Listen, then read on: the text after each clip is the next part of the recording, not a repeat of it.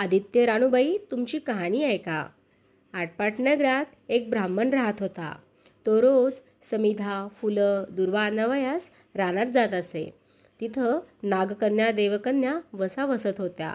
ब्राह्मणाने त्यांना विचारलं, कसला वसा वसता? तो मला सांगा. तुला रे वसा कशाला हवा? उतशील मातशील, घेतला वसा टाकून देशील. ब्राह्मण म्हणाला, उतणार नाही, मातणार नाही, घेतला वसा टाकणार नाही. तेव्हा त्या म्हणाल्या, श्रावण मासी पहिल्या आदितवारी न बोलता उठावं. सचेल वस्त्रासहित स्नान करून अग्रोदक पाणी आणावं.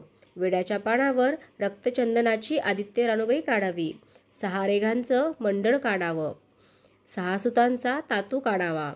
त्यात 6 गाठी द्याव्यात. पानफुल वाहावं. पूजा करावी. पानांचा विडा, फुलांचा झेला, दशांगाचा धूप, गुळ खोबऱ्याचा नैवेद्य दाखवावा. 6 मास चाळावी. 6 मास पाळावी. माघी रथसप्तमीस संपूर्ण करावं.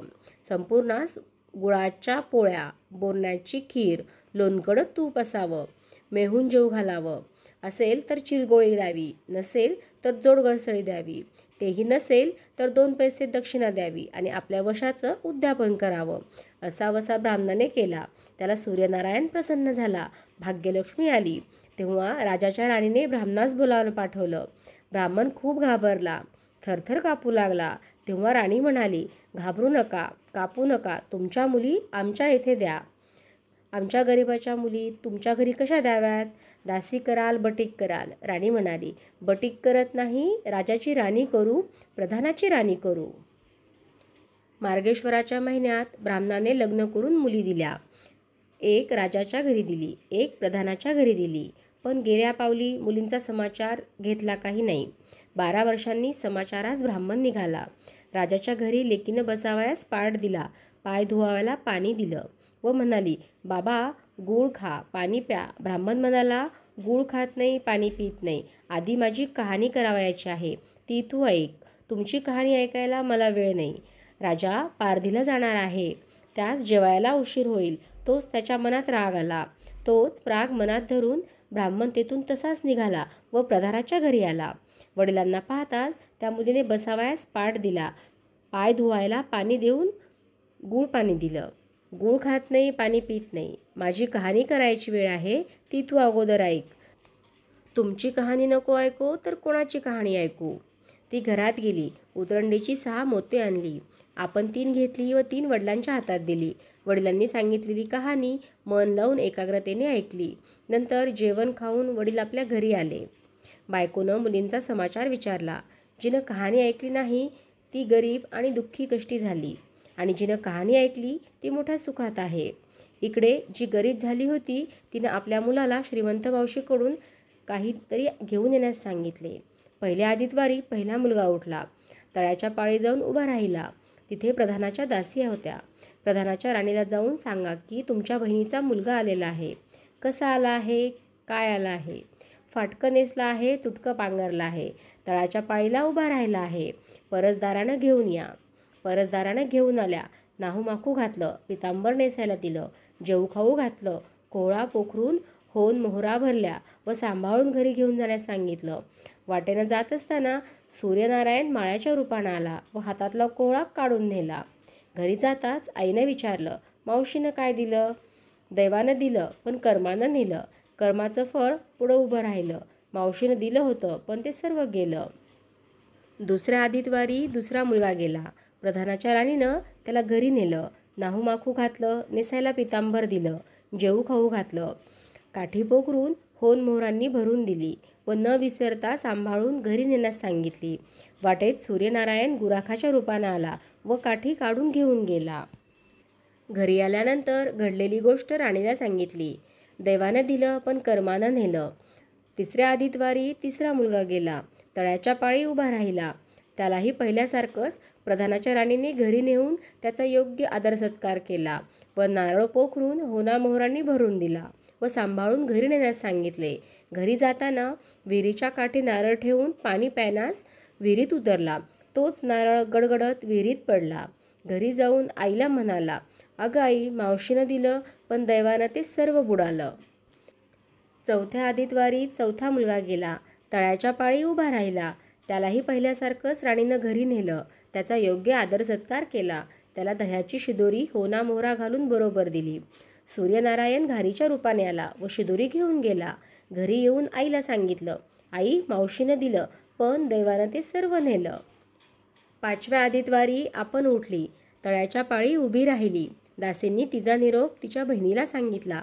बहिणीनं तिलाही परसदारातून घरी आणलं. नाहूमाकू घातलं. साडी चोळी नेसायला दिली. प्रधानाची राणी आदितवाराची कहाणी करू लागली होती. काय ग वसा बसतेस, तो मला सांग. बहीण म्हणाली, वडिलांची कहाणी ऐकली नाहीस म्हणून तुला दारिद्र्य आलं. राजाच्या राणीनं यावर उपाय विचारला. तेव्हा तिनं वसा सांगितला. ती बहिणीच्या घरी राहिली. श्रावणात सांगितल्याप्रमाणे सूर्यनारायणाची पूजा केली. इकडे राजाला भाग्य आलं. राजाने छत्र चामर देऊन बोलावणं केलं. राजा येताच ती घरी जायला निघाली. एकमेकींना बहिणी बहिणींनी आहेर केले. वाटेने निघाली. पहिल्या मजलेस स्वयंपाक केला. राजाला वाढलं, मुलांना वाढलं, आपलं पान वाढून घेतलं. तोच कहाणीची आठवण झाली. हाकारा केला, डांगोरा पिटला. कोणी उपाशी आहे का शोधण्यास सांगितलं. कोणी उपाशी नव्हता. वाट्यानं एक मुळीवेक्या चालला होता. त्याला कहाणी ऐकायला बोलवलं. तो मुळीवेक्या म्हणाला, तुझ्या बाईची कहाणी ऐकून मला काय फळ मिळणार? माझं पोट भरलं पाहिजे. असं म्हणून तो राणीकडे आला. राणीनं 6 मोती घेतली.